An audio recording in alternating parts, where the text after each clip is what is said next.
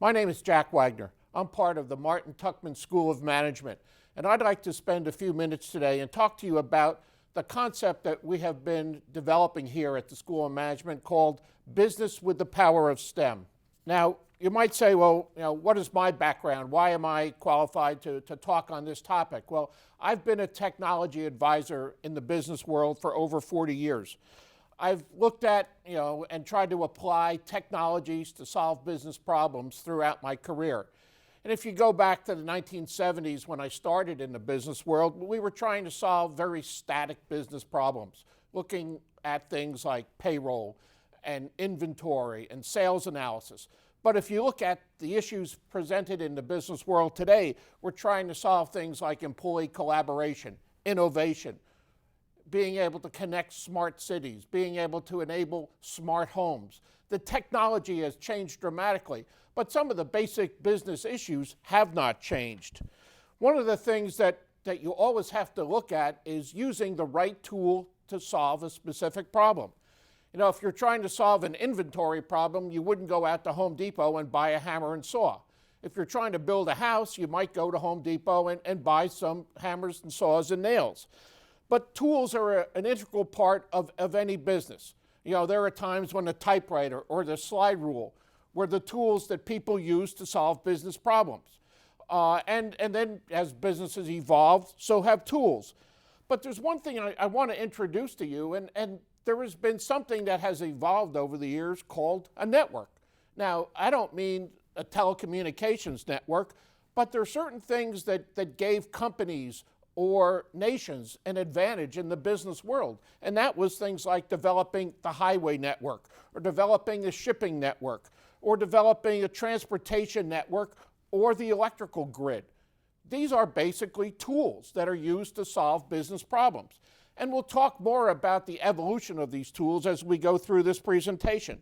But remember, every project needs the right tool, and you all know that from your personal life as well as your business life. Now, Martin Tuchman, who the School of Management is named after, also saw a business problem. He saw a business problem in the area of shipping, and there were no standards. There were no way of taking things from one type of shipping to another type of shipping. So he standardized on the container freight industry. And he saw fit to apply the technology, thus enabling containers to be on a boat, on a truck, on a rail car, or being stored in a warehouse. And he standardized on those connection devices. In other words, Martin Tuchman applied the shipping container as a base tool to solve a business problem. So when we talk about tools, we're not always talking about, electronic tools or tools that fit in a tool bag or things that you might have some preconceived notion of what a tool is. And consequently, Mr. Tuchman saw a business advantage and solved a business problem with a very basic box. And in his world, that box was that tool. And in today's world, we have a laundry list of new tools that are evolving and are continuing to evolve that solve business problems. And these new tools today, some of them fit within our networks. And we'll talk about what a network means. We just talked about the railroad network or the shipping network. Well, now when we think about networks, we think about electronic networks. But we are solving business problems. And the business problems are different. They are things like facilitating global business, organizing and managing and optimizing supply chains, providing delivery of customer satisfaction, and facilitating employee collaboration. Now, the types of things that we're trying to solve today are: how do we make employees more productive? How do we reach new customers? How do we do business on a global basis? And some of the tools that are being applied to this come out of the digital world. And some of the tools provide, a tool kit, and they facilitate the connections and the connectivity and the collaboration and the communication across and around the world. Now, here at the Martin Tuchman School of Management, we talk about business with the power of STEM. And that's really our value proposition. It's our core competency. It's what gives us a competitive advantage.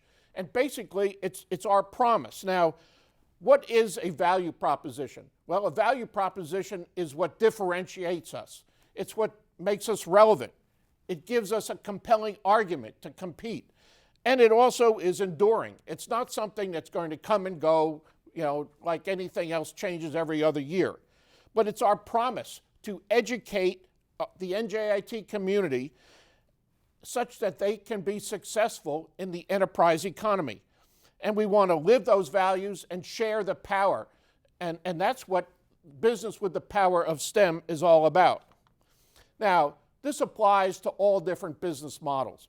It applies to the business-to-business world, where companies are trying to sell to other companies, or they're trying to sell through. Selling through means they might want to create a value-added remarketing type of relationship, or they might be selling with another company. For example, they might sell their products in conjunction with a business partner or an alliance or a strategic alliance.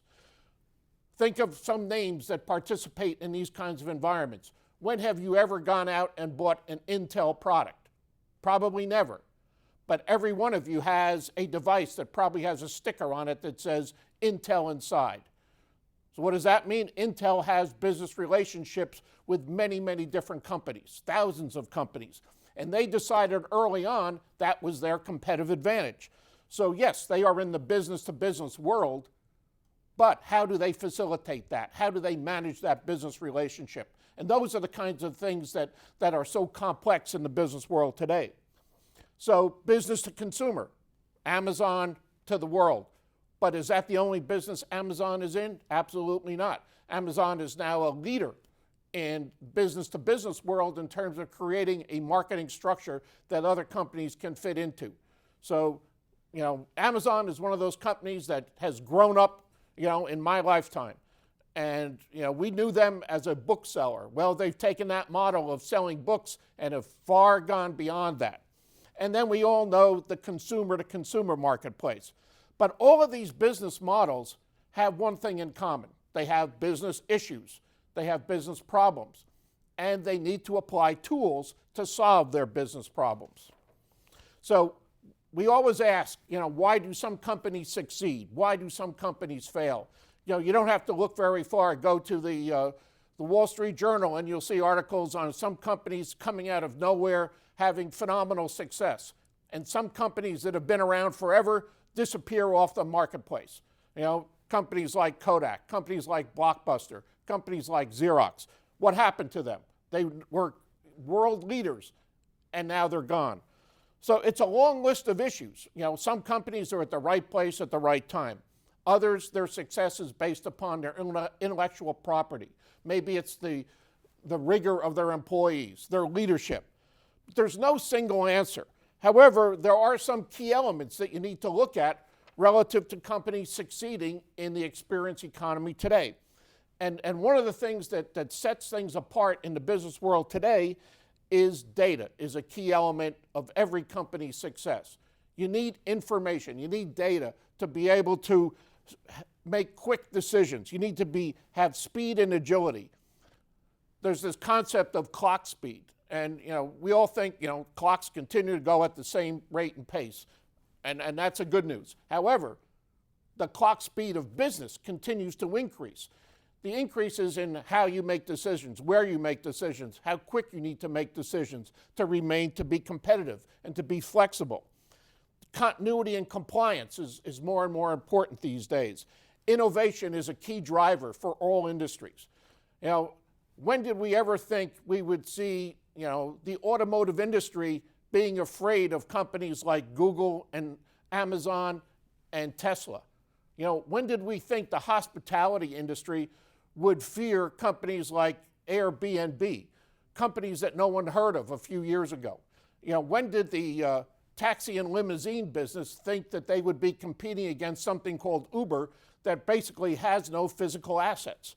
So, innovation is critical to succeeding in the business world today. You also have to be conscious of the green implications of every business. How are you treating society? How are you helping the planet? How are you not doing any harm? And you have to be able to react to the dynamic market changes that are going on in the world. We look at these companies like Airbnb and Uber and Amazon and Google, and they look nothing like what they were when they were created, and some of them just a few years ago. And why have they been able to succeed?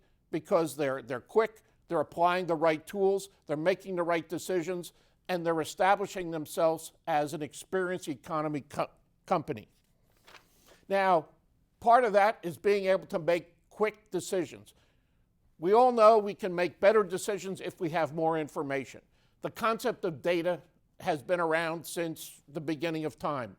Every company ran their business based upon data. I remember the first time I dealt with a large retail company. The store manager had all the data that he said he needed. So I asked to see it, and it was on a yellow pad of paper. And he knew what sold, what didn't sell, and he said, why would he need anything more than that? Well, let's fast forward to today. What do store managers use for making decisions? Well, all the information that they gather by products being sold and scanned at the cash register. But what about the digital video surveillance that's in every store, where they can actually monitor what aisles people walk up and down? They also analyze, based upon your loyalty card, what you buy, when you buy, where you buy it, and how you buy it. They also analyze what men buy versus what women buy. All that data exists today, and more is being collected. And heaven forbid you try to figure out what you're doing online. Every company that you deal with online has your digital footprint. What websites you've been to, what's your IP address, what device you're using. Last December, even before the Christmas holiday ended, companies were saying 70% of items being purchased online were being purchased from mobile devices as opposed to laptops. How do they know that?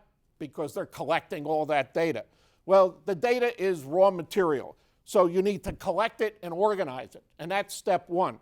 Step two is summarizing that data, analyzing it, and taking that data and elevating it to information. The next step is understanding patterns. What do men buy? What do women buy? What's market segmentation do? What do female athletes at NJIT do? What do companies of a certain size do? What's the automotive industry doing? That's when you start to see patterns. And now you go from information to knowledge. And then the next step is much more predictive, where you're actually making decisions based upon this knowledge. And you're now using it in terms of wisdom. So you've gone from data to information to knowledge and wisdom. And when a company has migrated their data to the wisdom level, now they're able to make decisions on what businesses should we be in, what businesses should we opt not to be in, how can we be more successful, how can we react to our competition, how can we be 3 steps ahead of our competition. So that's why data is so important. And people say, well, this concept of big data, analyzing information, that's existed for years. Yes, it has. But the impact of it is much greater today. And the ability to gather data is important. Now, data is a corporate asset, and it needs to be protected as a corporate asset. However, data is just the raw information. You need to migrate that data through information, knowledge, and wisdom to really have it be a critical part of any organization. Now, in today's world, we cannot say we have a stable environment. Today's world is what most people define as VUCA, volatile, uncertain, complex, and ambiguous. That's life today. Look at things that happen. How long ago did we never even hear the term Brexit? And now all of a sudden, the United Kingdom wants to withdraw from the European Union. Well, what does that do to the world economy? What does that do to companies that are doing business with Britain? How long ago we never heard the term Zika? Now we have the Zika virus. Companies need to react to that. Nations need to react to that, not just from a health perspective, but from a business perspective. What about worldwide terrorism? How do you react to a country that might have an unstable government and has to figure out how to do business in that area? And things that we have absolutely no control over, like the weather. Imagine companies that had their distribution headquarters down in Louisiana over the past few weeks. And what happened? Now they're underwater.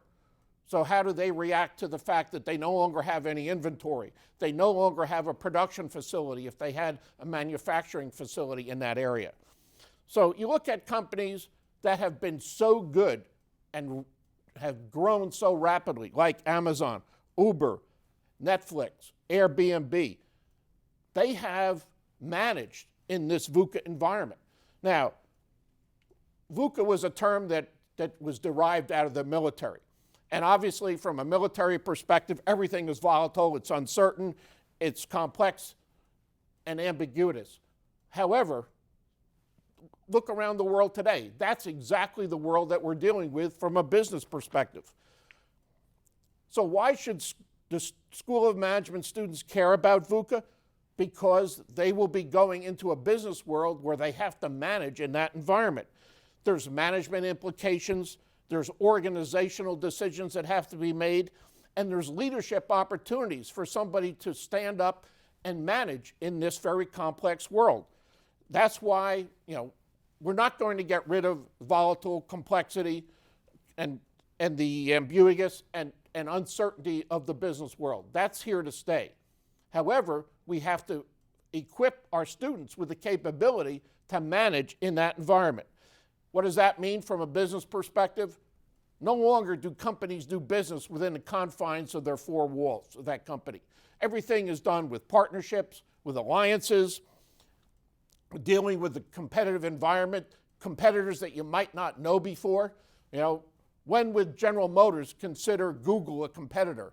So what has happened?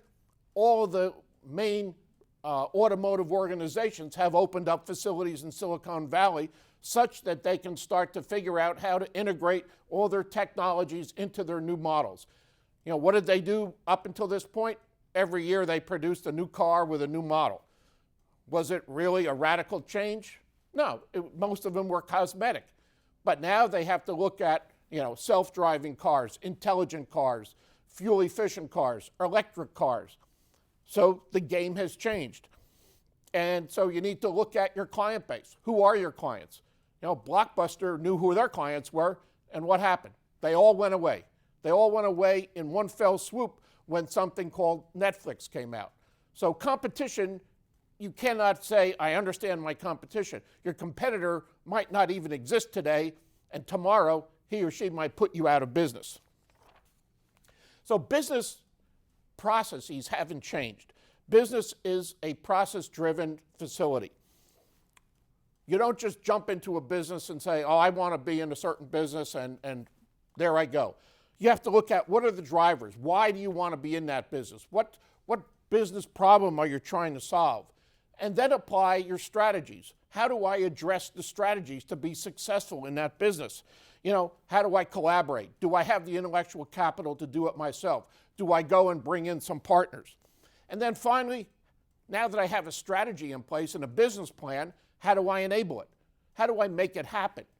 How do I, enable my sales force? Do I create partnerships? If I want to, be able to have facilities in Brazil, do I send people there? Do I hire people there? Do I hire a partner in Brazil? What's the right model that I should use? There is no right and wrong one. You have to figure out what's right for you. And then finally, what technologies, what tools do I use to make this happen? Now, what's the problem with this model? The problem is people get enamored with the fourth step. They want to throw tools and technology at a problem before they understand what the problem is. Companies said, I need to have a website when the whole concept of being online first came out. And you ask them, why do you need a website? They say, well, everyone else has one. So I obviously need one also. Well, the reality was they didn't know why they wanted a website. It's like companies bought SAP because they said, well, all of my competitors have implemented SAP, it must be good. And what happened? There was a wave of ERP failures in the industry because people bought large amounts of ERP software and didn't know what to do with it. And so they said, well, it doesn't do anything. Well, you can't just buy things and expect it to work. As individuals, we could go out and buy an iPhone and use it as a phone and say, well, it's a phone. Well, the value of the iPhone far transcends the fact that you can make phone calls out of it. So it's more of a service than it is just a device. However, people get enamored with technology. We all do. We want the newest, biggest, greatest, shiniest thing. But in the business world, you have to figure out what the right tool is to solve the right problem, which means understanding the drivers, understanding the strategies, figuring out how to enable it, and then finally applying the right technology. Now, there's been a recent CEO survey that was done by the IBM Institute for Business, and they looked at thousands of CEOs, and they surveyed what's on their mind. And they were saying, we have to make changes. We are hungry for change. We need to be innovative beyond customer imagination. Well, why? Well, you look at these startup companies that have been so successful. Airbnb, Uber, they went beyond customer imagination because they created a whole new environment. Everyone needs to be globally integrated, but you need to define what does that mean for you. Do you market your products in another country, or do you manufacture in another country, or do you have a global supply chain that connects everything around the world? Companies need to be disruptive. What have they been focused on for the last, 10, 20 years? They've been focused on cost reduction and not growing revenue. So they need to be disruptive in that business model and really get back into the growth stages. And they need to be genuine. Customers want to do business with somebody who is real. And companies and CEOs feel that it's time for a change. And it's not just expense reduction, it's changing the way they do business. Recently, General Electric has been talking about they are changing their business model. They want to be viewed as a digital company and not a product company. This makes sense. You look at a company like Samsung and you think of it, yes, they've got a bunch of products, but in reality, what do they have? They have a lot of products that are now beginning to be digitally integrated. And so they're doing sort of the Internet of Things. Companies feel that they're at an inflection point in business today. And again, this is part of that CEO survey. And they're looking at social media as a means of change. And you and I think, well, social media is, what are you going to do? Post what you ate for dinner last night on Facebook. That's not what companies want. Companies are looking at social media as creating global collaboration, driving workforce productivity, and accelerating innovation. Now, having been in the technology advisory role for 40 years, one thing I can say is companies don't look to spend money on new technologies. Yes, some are out there on the leading edge, but others are saying, I want to wait and see if this stuff works before I try it, right? Does everyone run out and buy a Tesla right away? No, you want to see if they work. You want to see, do they mature? It's like, did everybody run out and buy an HD TV on day one? No, because you knew the price was going to come down. However, with social media, the mindset is different. CEOs are saying, I'm investing now. And in fact, the CEOs that were surveyed say they are going to increase their spending on social media between 60 and 80% over the next 3 years. And when asked why, is there really a hardcore return on investment, they're saying yes. They feel the return on investment is if they don't do it, they will not be in business in 5 years. That's a very different mindset than has existed in the past. And why? Because companies want to get to this experience economy. And that's creating digital products, but not only that, but creating a customer experience. Disney has been excellent at doing this way before digital technologies existed. You look at generations and generations of people go to the Disney World parks, stay at Disney hotels, buy Disney products. They are part of the Disney experience. And Disney was able to create this sort of buy-in just because of their mentality and because of the products. Now they're able to do it through digital connections. Harley-Davidson, one of the most famous, world-renowned brands in motorcycles, and the Harley cult is a very tight-knit one. What are they doing? They've created a social media center of excellence. such that they can get new people involved with Harley Davidsons and share the whole Harley experience with them digitally online. Nike, the digital experience with them. There's digital capabilities within their sneakers and within their athletic wear where they can actually track your performance. Netflix, they upended a whole industry by saying, we're going to create a digital home media experience for you. And the list goes on and on and on. Now, how are they able to do this? They're able to do this with solutions leadership. In other words, digitally enabling their products. They're using some core digital disciplines like cloud technology, big data, mobility, the Internet of Things, solutions, and service-based technologies. And they're all building this on a stable platform of interlocking components. Products that have been around for a long time, organizations that have been around for a long time, and they're using that as a base and building on top of it. Look at what Amazon did. They built a base that allowed them to sell books. And upon that infrastructure, now they can sell everything.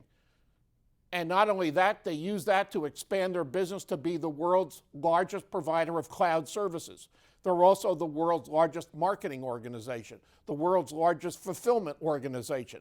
And they all built that upon a solid base. And they expanded it with new technologies. So the experience economy is about involvement. It's about creating a customer loyalty base. Now, this is a model, a business model that looks at market leadership. In other words, how can I build upon that base that we were just talking about? That base is your business processes, your resources, your existing products, and your customer relationships. And you want to take them to the next level. And you want to use some digital technologies where appropriate to facilitate that. Things like cloud computing, big data, social media, mobile technologies, and the Internet of Things. And you want to be able to utilize that to take your products, your company, and your services to information excellence, to solutions leadership, and collective intimacy. Customers can come and go. The real value of a customer is a customer over time, and you want to continue to nurture that relationship. Now, you might say, well, this is all this new stuff, right? And it's happening now, and, the tools continue to change, and, it'll happen on its own. The answer is it won't. It'll happen if you invest in it. Now, let me go back a little bit in time and give you an example. There was a business problem as a result of a discovery. In 1848, gold was discovered in California. Great opportunity, right? What happened? Everybody ran to California. They got in their covered wagons and went across the country and ended up in California. Well, what was the problem? Well, the problem was, how do you communicate from the East Coast to the West Coast? You couldn't. You put everything in a covered wagon and you drove for, months. Well, now all of a sudden you've got people out in California. How do they keep in touch with the businesses, the government, the banks back in the East Coast? There was no communications capability. So somebody came up with a solution. And that solution was the Pony Express. So in this case, the horse was the tool. Now, 1848 is when they discovered gold. 1860 is when the Pony Express came into play. Now, how long did that business solution exist? A year and a half. And a year and a half later, something replaced Pony Express, and that was telegraphs. Now, all of a sudden, we have our first network from the East Coast to the West Coast. We are now able to facilitate communication. We're able to move data. And all of a sudden, the world changed. Now we have, at that point in time anyway, instantaneous communication. So all of a sudden, information excellence becomes a key factor in the growth of that whole industry, the growth of the western part of the United States. So what is that compared to this model? It's exactly the same. It was the turn of the crank of technology. And then today, what do? Well, we're enabling cities with Internet of Things. We're making sure buildings are smart. We're integrating such that your refrigerator tells you when you need to order orange juice, where your car is telling you when it needs to have its oil changed. And businesses are saying, how do I optimize my supply chain? How do I provide value to my customers? How do I ensure that my sales team is being the most effective that they can? We're dealing with solutions, not products. And we're dealing with networks. Now, this is a comment from Jay Walker. Jay is the chairman of Walker Innovation. Jay is one of the most successful entrepreneurs and innovators in the United States. And he made an observation that I think is critical in that, we've had networks for a long time. The railroad network, the electrical grid network, the shipping network, the highway system. And those things allowed the nation, our nation, and every other nation to be successful. But he's also saying that the digital world is bringing forth the evolution of a new network. And forced rethinking makes us ask ourselves, how can we reinvent business given the unlimited nature of our new digital reality? And that's where our thinking needs to be. How do we apply these digital tools to solve business problems? And hence, business with the power of STEM. So going back to where we started, yes, this list is still valid. There's a lot of things that need to be taken into consideration to solve business problems. But there's two new things at the bottom of the list, one called DigiCal and the perfect order. DigiCal is the integration of digital and physical activities, where digital products will facilitate physical actions. Imagine now, your supply chain. We always think of the supply chain as a linear activity. Well, the supply chain really should be organic. When somebody wants something, somebody builds it. When they build it, they ship it. When they ship it, they finance it. They warehouse it. That's not a linear process. That needs to be an organic process. And it needs to be reactive to the customer. And that way you don't have additional costs in the middle of that process. And that's facilitating what people call the perfect order.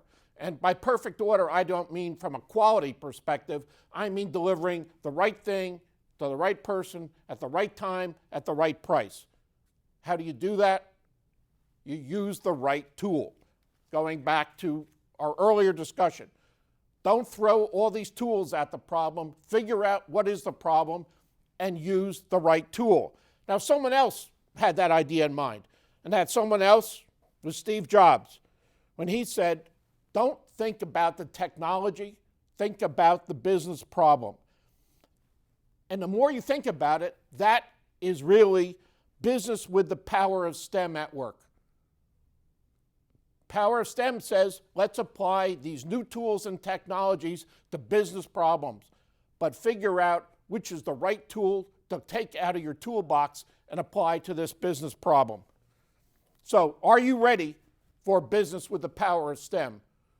We are evolving that at the Martin Tuchman School of Management, and we want to continue to share that insight with you. Thank you very much.